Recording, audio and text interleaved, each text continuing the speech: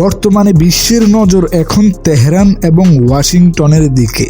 ইরানে চলমান উত্তেজনা ও গণবিক্ষোভের মাঝে সরাসরি সামরিক হস্তক্ষেপের হুমকি দিয়েছেন মার্কিন প্রেসিডেন্ট ডোনাল্ড ট্রাম্প। মার্কিন কর্মকর্তারা জানাচ্ছেন, হামলার প্রাথমিক পরিকল্পনা সম্পূর্ণ। পাল্টা জবাবে ইরান বলতেছে, আক্রমণ হলে ইসরায়েল ও মার্কিন সামরিক ঘাঁটি হবে তাদের বৈধ লক্ষ্যবস্তু। যুদ্ধের দ্বার প্রান্তে কি দাঁড়িয়ে আছে বিশ্ব? বিস্তারিত থাকছে বিশেষ প্রতিবেদনে। গত 28 ডিসেম্বর থেকে শুরু হওয়া দ্রব্যমূল্য বৃদ্ধি ও অর্থনৈতিক সংকটের বিরুদ্ধে বিক্ষোভ আজ 14তম দিনে পা দিল। তেহরান, মাশহাদ ও ইসফাহান সহ প্রায় 180টি শহরে ছড়িয়ে পড়েছে এই আন্দোলন। মানবাধিকার সংস্থাগুলোর দাবি, নিরাপত্তা বাহিনীর গুলিতে এ পর্যন্ত নিহতের সংখ্যা প্রায় 217 ছাড়িয়েছে। রাজধানী তেহরানে জারি করা হয়েছে কঠোর ইন্টারনেট ব্ল্যাকআউট। পরিস্থিতি সামলাতে না পেরে তেহরান অভিযোগ করতেছে, এই দাঙ্গার নেপথ্যে রয়েছে বিদেশি অদৃশ্য হাত।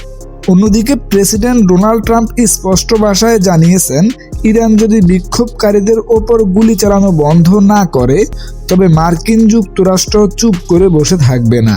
হোয়াইট হাউসের বরাতে জানা গিয়েছে, ট্রাম্পকে সামরিক বিকল্পগুলোর একটি তালিকা দেওয়া হয়েছে, যার মধ্যে রয়েছে ইরানের ড্রোন ও ক্ষেপণাস্ত্র কেন্দ্রগুলো এবং বিশেষ করে IRGC অর্থাৎ ইরানের ইসলামিক রেভলিউশনারি গার্ড কভার্ট অবকাঠামোর লক্ষ্য করে বিমান হামলা।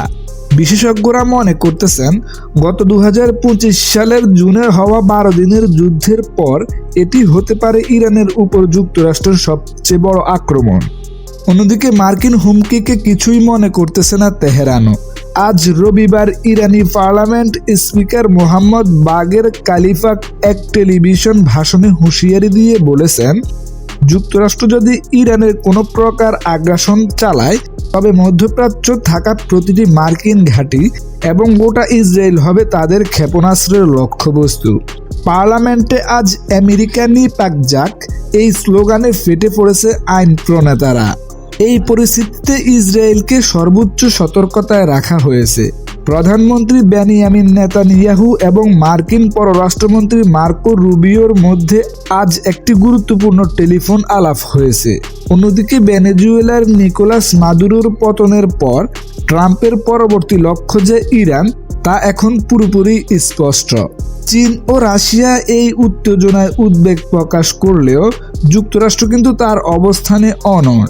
ইরানি প্রবাসীরা এবং আন্তর্জাতিক পর্যবেক্ষকরা আশঙ্কা করতেছেন, একটি পূর্ণাঙ্গ যুদ্ধ শুরু হলে তা কেবল এই দুটো দেশের মধ্যেই সীমাবদ্ধ থাকবে না, এটি তৃতীয় বিশ্বযুদ্ধেও রূপ নিতে পারে।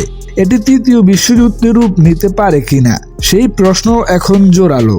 তবে তেহরান কি শেষ মুহূর্তে নতি স্বীকার করবে, নাকি ডোনাল্ড ট্রাম্পের নির্দেশে শুরু হবে অপারেশন মিডলাইন হ্যামার এর দ্বিতীয় সংস্করণ?